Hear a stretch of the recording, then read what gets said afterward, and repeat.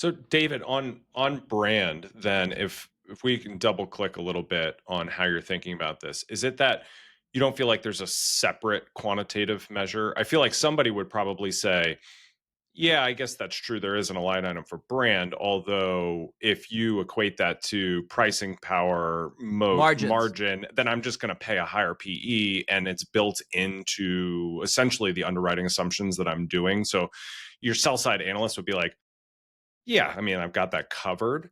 But is it more on your end of that should be a very specific thing that you are quantifying against other apples to apples comparisons in terms of, making these decisions? Another great question, Matt. Thank you. I do think, obviously, brand and even who's running the company are implicit in various numbers. But my experience is that I'm talking to spreadsheet people who don't necessarily have an entrepreneurial view of things. They work, everything's a math problem for them.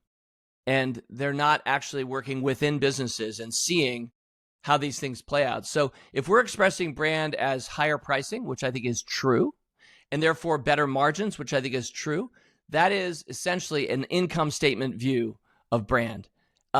Brand is an unbelievable asset. Brand is something to rally around in dark times. Brand is something that causes you to knock out your competitors. That can't be fully expressed in a single line of somebody's spreadsheet for the margins for the upcoming year, right? So I think these things tend to be minimized because they're trivialized because we're trying to express them as numbers. And I think one of the key lines in my book is there are no numbers for the things that matter most. And there are other things too. I said there are four. I might as well just throw out the other two. And not for discussion, unless you guys want to, but just for observation. Two more things that I've learned matter deeply and are not being captured in financials. The innovative power of a company.